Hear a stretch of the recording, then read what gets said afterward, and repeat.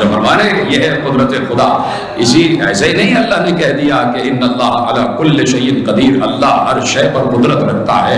اگر اللہ اللہ کیا جا رہا ہے تو اس کی قدرت کا ادراک بھی تو کیا جائے. اللہ نے اسی لیے کہہ دیا سیرو فی الارض، دیکھو ہماری زمین پر نکل جاؤ اور دیکھو ہم نے کیا کیا بنا لیا ہے، ہم نے کس کس کو بنایا ہے، کس کس کو مٹایا ہے، اور پھر کس کس کو مٹا کے دوبارہ بنا دیا ہے. اور یہ بھی یاد رکھنا کہ اگر کہیں کوئی بچا ہوا ہے تو وہ اپنے کو بچا ہوا تصور نہ کرے، ہم اس کی گھات میں لگے ہوئے ہیں، کبھی نہ کبھی وہ ہمارے دائرے میں آ جائے گا. اس لیے کہ جو ہے وہ نہیں ہوگا، جو نہیں ہے وہ کبھی ہوگا. اس لیے کہہ دیا کہ جیسے ہم نے حیات کی کئی قسمیں ہم نے بنائی ہیں، اسی طرح موت کی بھی کئی قسمیں بنائی ہیں. میں نے آپ کے سامنے حیات کی اقسام بیان کر دی. صرف یہی نہیں، سینکڑوں اقسام حیات ہیں، سینکڑوں اقسام حیات ہیں. اسی طرح سینکڑوں اقسام موت ہیں. موت بھی کئی طریقے سے آتی ہے. ایک ہم ہیں کہ جنہیں موت آ جاتی ہے، ملک الموت آتا ہے، اور اللہ نے کہا اللہ یتوفی الانفس حین موتها والتي لم تمت في منامها فيمسك التي قضى عليها الموت ويرسل الاخرى الى اجل مسمى ان في ذلك لآیات لقوم يتفکرون. دیکھو ہم موت کے وقت تمہاری روح کو اپنے قبضے میں کر لیتے ہیں. ہم ہیں جو تمہیں موت دیتے ہیں. جب تمہاری موت کا وقت آ جاتا ہے تو ہم تمہاری روح کو اپنے قبضے میں کرتے ہیں. میں یہاں روکنا چاہتا ہوں عالم اسلام سے اور اللہ کا ورد کرنے والوں سے ایک سوال کرنا چاہتا ہوں کہ اللہ کہہ رہا ہے کہ ہم تمہاری موت، ہم تمہیں موت دیتے ہیں، ہم تمہاری روح قبض کرتے ہیں. یہ ملک الموت کس مرض کی دوا ہے؟ یہ ملک الموت کا کیا کام ہے؟ اللہ نے اسے موت کا ملک کہا کیوں ہے؟ ہم تو یہ سنتے آ رہے ہیں کہ اسرائیل آتا ہے، ملک الموت آتا ہے اور وہ روح قبض کرتا ہے. کہیں اللہ کہہ رہا ہے ملک الموت روح قبض کرتا ہے، کہیں اللہ کہہ رہا ہے میں خود روح قبض کرتا ہوں. یہ معاملہ کیا ہے؟ وہ بیان مانے یا یہ بیان مانے؟ اللہ کے ہاں کوئی تضاد تو ہے نہیں. یہ تو نہیں ہے کہ اللہ کہیں کوئی اور بات کرے اور کہیں کوئی اور بات کرے. قرآن میں کہیں تضاد نہیں ہے. ہمارے مکتب نے اس بات کی اجازت ہی نہیں دی ہے کہ قرآن میں کہیں تضاد موجود ہے. نہ قرآن میں تضاد موجود ہے، نہ وارث قرآن کے بیان میں تضاد موجود ہے. جو قرآن کی پہلی آیت نے کہا وہی قرآن کی آخری آیت کہہ رہی ہے، اور جو پہلے محمد نے کہا وہی آخری محمد بھی کہہ رہا ہے. کہیں پر تضاد بیان نہیں ہے، نہ آیت میں، نہ روایت میں، نہ ورثے میں، نہ وارث میں. اب اللہ کہہ رہا ہے کہ میں موت دیتا ہوں، اور کبھی کہتا ہے کہ ملک الموت آ رہا ہے اور روح قبض کر رہا ہے. کون سے بیان کو تسلیم کیا جائے؟ تو بیان دونوں تسلیم شدہ ہیں، باتیں دونوں ٹھیک ہیں، باتیں دونوں ٹھیک ہے. کوئی انکار نہیں کر سکتا. آپ کسی سے بھی جا کے پوچھیں کہ کیا ملک الموت کا وجود نہیں ہے؟ وہ کہے گا ہے. اور پھر آپ پوچھئے کیا اللہ کا نعوذ باللہ وجود نہیں ہے؟ وہ کہے گا ہے. تو آپ پوچھئے گا موت دیتا کون ہے؟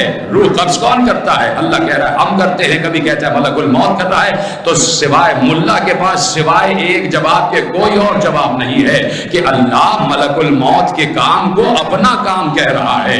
یہیں سے تو ہم بات سمجھانا چاہتے ہیں کہ جب وہ بغیر وسیلہ کوئی کام نہیں کر رہا ہے، جب اس نے روح نکالنے کے لیے ملک الموت کا وسیلہ اختیار کیا ہوا ہے تو وہ ملک الموت کے کام کو اپنا کام کہہ رہا ہے. یہ اس نے نہیں کیا، یہ ہم نے کام کیا ہے. یعنی بعض معصوموں کے کام کو وہ اپنا کام کہتا ہے. جو بعض جملہ پلٹ دوں، میں نے کہا آپ چپ رہے کہ بعض معصوموں کے کام کو وہ اپنا کام کہتا ہے. آپ خاموش رہے. جملہ پلٹتا ہوں، جن کے کام کو وہ اپنا کام کہتا ہے وہی تو معصوم ہوا کرتے ہیں. انہی کو تو معصوم کہتے ہیں جن کے کام کو وہ اپنا کام کہے. اس سے کسی کو اختلاف تو نہیں ہے کہ جن کے کاموں کو، جن کے کیے ہوئے کاموں کو وہ اپنا کام کہے انہیں معصوم کہتے ہیں. اللہ کسی غیر معصوم کے کام کو اپنا کام نہیں کہے گا. کسی غیر معصوم کی طرف سے کیے گئے کام کو اپنی طرف نسبت نہیں دے گا. جس کے کام کو اپنی طرف نسبت دیتا ہے وہی معصوم ہوتا ہے. ملک الموت کے کام کو کہا یہ میرا کام ہے، تو کوئی ہے جو ملک الموت کو معصوم نہ کہے؟ سب کہتے ہیں ملک الموت معصوم ہے، فرشتہ معصوم ہے. اس لیے کہ معصوم کے کام کو اپنی طرف نسبت دی ہے، تو جس کے کام کو اپنی طرف نسبت دے وہ معصوم ہو جاتا ہے. جس کے کام کو اپنی طرف نسبت دے وہ معصوم ہو جاتا ہے. تو ملک کے کام کو، فرشتے کے کام کو اپنی طرف نسبت دی تو فرشتہ معصوم ہو گیا. اور ایک بار کہا اے نبی ہم نے آپ کو یتیم پایا تو ہم نے ہی تو پرورش کی.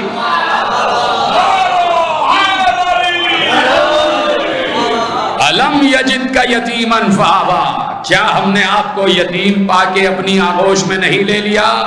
کیا ہم نے آپ کی پرورش نہیں کی؟ اللہ کہہ رہا ہے اے مصطفیٰ ہم نے آپ کو پالا ہے۔ کہیں دکھاؤ کسی تاریخ میں 1400 برس ہو گئے اور 1400 برس مزید دیے جاتے ہیں کہ لائیے کسی تاریخ میں دکھائیے کہ کہیں کسی بھولی بھٹکی روایت میں لکھا ہو کہ جب پیغمبر یتیم ہو گئے تو اللہ آسمانوں سے اتر کے آیا ہو اور اللہ نے کہا ہو آ جا میرے محبوب میری گود میں آ جا، اور اللہ نے محبوب کے بالوں میں شانہ کیا ہو، اللہ نے اپنے محبوب کے منہ کو دھلایا ہو، اللہ نے اپنے محبوب کو عبا پہنائی ہو، اللہ نے اپنے محبوب کو غذا چبا چبا کے کھلائی ہو، کہیں اللہ نظر نہیں آ رہا، کہیں اللہ کی آغوش نظر نہیں آ رہی، پھر اللہ کیوں کہہ رہا ہے کہ ہم نے آپ کو یتیم پایا تو ہم نے پرورش کی ہے؟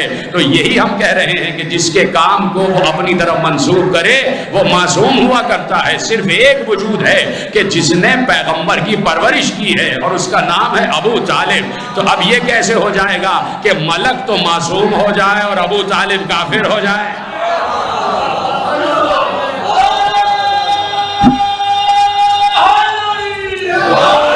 جو فرما رہے نا تو کسی کے کام کو اپنی طرف نسبت دیتا ہے، تو جس کے کام کو اپنی طرف منسوب کرے وہ معصوم ہوا کرتا ہے، اس کے لیے عصمت شرط ہوتی ہے، وہ بغیر عصمت کسی کے کام کو اپنی طرف منسوب نہیں کرتا۔